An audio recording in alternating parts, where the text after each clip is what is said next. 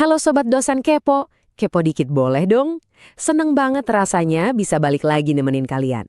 Nah, di pembahasan kali ini, kita bakal jalan-jalan nyelami salah satu budaya paling epik di Nusantara, yaitu budaya suku Sunda. Percaya deh, ini bukan cuma sekedar ngomongin makanan enak atau senyum akang tetehnya yang manis aja ya. Ada rahasia sejarah dan kebijaksanaan leluhur yang beneran bikin merinding, nunggu buat kita bahas. Tahukah kamu, suku Sunda bukan cuma terkenal ramah, tapi juga punya budaya yang mendunia dan filosofi kuno yang sangat maju. Beneran loh, hari ini kita bakal ngupas tuntas fakta-fakta luar biasa itu. Kita bakal lihat gimana masyarakat yang super deket sama alam ternyata bisa bikin sistem tata negara yang melampaui zamannya banget. Yuk kita bedah bareng-bareng. Oke, kita mulai dari seberapa besar sih komunitas ini sebenarnya. Suku Sunda itu ternyata adalah kelompok etnis terbesar kedua di seluruh Indonesia, persis setelah saudara mereka, suku Jawa. Kenapa fakta demografis ini penting buat kita tahu? Karena dengan jumlah populasi yang semasif ini, otomatis pengaruh suku Sunda terhadap wajah budaya, seni, dan identitas nasional kita itu gede banget. Mereka ini ibarat pilar utama yang bikin Indonesia seberagam dan sekaya sekarang. Kadang kita mikir, oh budaya Sunda ya pasti cuma ada di Provinsi Jawa Barat aja kan. Padahal faktanya nggak gitu loh. Jangkauan budaya dan bahasanya itu meluas jauh ngelewatin batas provinsi. Bayangin aja, budaya Sunda itu ngakar kuat banget di sebagian besar wilayah Banten, terus nyebrang sampai ke Jawa Tengah bagian barat kayak Brebes Selatan, bahkan merambah sampai ke Cilacap. Saking luasnya jangkauan ini, kadang kita bisa langsung nebak orang itu asalnya dari mana, cuma dengan dengerin logat atau dialeknya doang. Terus, apa sih rahasia di balik karakter masyarakat yang gampang banget disukai banyak orang ini? Kuncinya ada di satu filosofi fundamental sama wahadeka samah. Secara harfiah, artinya tuh ramah dan baik ke tamu yang datang. Dan ini bukan cuma pepatah manis doang ya, ini udah mendarah daging jadi DNA sosial mereka. Makanya nggak heran kan, kemanapun kalian ketemu orang Sunda, mereka pasti identik banget sama yang namanya tutur kata sopan, murah senyum, dan ramah banget. Bikin siapa aja yang datang berasa kayak keluarga sendiri. Nah, sikap ramah yang tulus tadi, itu langsung kecermin dari cara mereka ngomong sehari-hari. Bahasa Sunda itu punya tingkatan kesopanan praktis. Ada bahasa lemes yang super halus, terus bahasa sedang buat ngobrol yang lebih netral, dan bahasa kasar yang biasanya dipakai kalau udah akrab banget sama teman tongkrongan. Tapi ingat ya, tingkatan ini dibikin bukan buat misah-misahin kasta atau pamer status sosial kekayaan, sama sekali enggak. Ini murni instrumen sosial yang indah banget buat nunjukin rasa hormat ke orang yang lebih tua, biar harmoni tata krama terus kejaga. Tapi tunggu dulu. Ada satu fakta sejarah yang menurutku mencengangkan dan pasti banyak yang belum tahu. Ternyata masyarakat Sunda kuno zaman dulu itu nggak punya tingkatan bahasa ini. Beneran. Dulu bahasa Sunda itu setara aja, nggak kenal kasta bahasa yang diatur-atur. Terus dari mana datangnya tingkatan ini? Sistem undak-usuk bahasa ini baru mulai diadopsi abad ke-17 karena adanya pengaruh budaya yang lumayan kencang dari Kesultanan Mataram Islam pas menguasai wilayah Priangan. Ini ngebuktiin banget kalau budaya itu entitas yang hidup, dinamis, dan ngalir ngikutin sejarah. Ngomongin budaya, kita wajib banget ngebahas warisan seni yang sukses bawa pesona Indonesia bergema di telinga dunia. Angklung, coba deh bayangin, dari potongan bambu sederhana bisa ngasilin harmoni nada yang luar biasa indah kalau dimainin bareng-bareng. Dan kebanggaan ini bukan cuma klaim sepihak kita doang loh, angklung udah secara sah diakuin sama UNESCO sebagai warisan budaya dunia sejak tahun 2010. Bangga banget kan? Ini bukti otentik kalau kesenian lokal kita itu punya kualitas artistik dan nilai kerjasama yang diapresiasi sama seluruh dunia.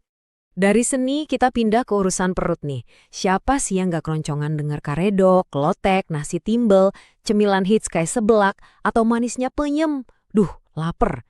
Tapi kalau kita perhatiin, ada satu benang merah dari makanan-makanan khas ini. Yap, kesegarannya. Orang Sunda itu suka banget sama lalapan ijo dan sambal segar. Kebiasaan makan hasil bumi secara langsung ini nunjukin banget betapa intimnya hubungan mereka sama alam. Mereka butuh alam, alam butuh mereka, benar-benar bersimbiosis secara sempurna. Sekarang, coba kita melambat sejenak dan rasain kedalaman makna dari filosofi inti kehidupan mereka. 3 pilar ini benar-benar fondasi paling esensial. Silih asah, artinya saling ngajarin dan mempertajam pikiran biar nggak ada yang tertinggal. Silih asih, saling sayang dan mengasihi dengan tulus hati. Dan silih asuh, kesediaan buat saling ngebimbing dan ngelindungin. 3 kesadaran ini nyatu dan sukses bikin ekosistem gotong royong yang super hangat. Sebuah konsep kemanusiaan indah yang bikin kerukunan selalu jadi nomor satu sejak zaman nenek moyang. Rasa damai di masyarakat itu juga didapetin dari cara mereka ngehargain lingkungan sekitarnya. Buat masyarakat Sunda, gunung yang menjulang, hamparan sawah, rimbunnya bambu, sampai mata air jernih itu bukan cuma pemandangan indah buat healing. Alam semesta itu bagian terintegrasi dari nyawa dan spiritualitas harian mereka. Mereka punya tradisi adat buat ngejaga hutan dan ngehormatin sumber mata air. Ada hukum keseimbangan sakral di sini. Alam udah kerja keras ngasih kehidupan buat manusia. Jadi balasannya, manusia harus ngerawat alam dengan sepenuh hati. Oke, sekarang kita masuk ke bagian yang paling epik nih. Filosofi kuno suku Sunda tentang tata negara masa lalu. Siap-siap aja buat kagum ngelihat sisi kecerdasan nenek moyang kita. Kenalin nih sebuah konsep agung dari peradaban Sunda kuno yang namanya Tritangtu di Bumi. Dengar namanya aja udah auranya beda ya. Dan ini bukan mitos loh, ini benar-benar konsep ilmu tata negara yang super maju secara intelektual pada zamannya. Leluhur Sunda udah paham banget, kalau mau negaranya kokoh dan rakyatnya damai sentosa, butuh pilar-pilar penggerak yang seimbang secara absolut, nggak boleh ada yang tumpang tindih kerjanya. Terus gimana sistem kerjanya? Pilar-pilar Tritangtu di Bumi ini ngebagi peran dengan brilian banget. Pertama, ada posisi Rama, wakil dari sesepuh atau rakyat, yang tugasnya membumi banget, yaitu ngawasin tradisi dan ngerawat kelestarian alam. Kedua, ada peran Resi, diisi sama ulama, orang bijak atau sastrawan. Tugas mereka ngurusin hati dan pikiran, negekin hukum, jaga moral, dan urusan spiritual. Nah, yang ketiga, barulah Ratu atau pemerintahnya, yang pegang mandat kelola administrasi dan pembangunan negara. Tiga pilar ini saling ngisi dan ngawasin loh, mastiin gak ada satupun pihak yang berkuasa mutlak terus nindas rakyatnya. Ini bagian yang paling bikin merinding. Coba deh kalian bandingin kehebatan konsep kuno tadi sama teori ketatanegaraan dunia modern zaman sekarang. Kita tahu banget soal konsep pemisahan kekuasaan ala barat yang namanya trias politika kan, yang ngebagi eksekutif, legislatif, sama yudikatif. Padahal faktanya, jauh berabad-abad sebelum filsuf barat ngenalin teori itu, masyarakat Nusantara lewat kearifan Sunda kuno udah sukses nerapin sistem pembagian kekuasaan yang selevel dan secanggih itu. Gila kan? Ini bukti tak terbantahkan betapa maju dan briliannya tingkat peradaban nenek moyang kita di masa lampau. Pada akhirnya, pembahasan kita hari ini ngebawa kita ke sebuah kesimpulan yang menurutku sangat menyentuh hati. Coba resapi maknanya pelan-pelan.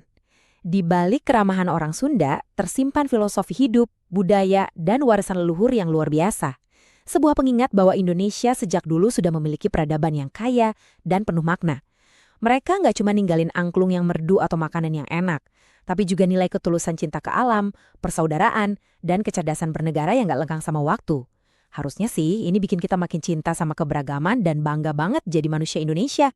Kalau kamu suka konten budaya Indonesia seperti ini, jangan lupa subscribe YouTube Dosen Kepo dan tulis di komentar budaya daerah mana lagi yang ingin dibahas berikutnya.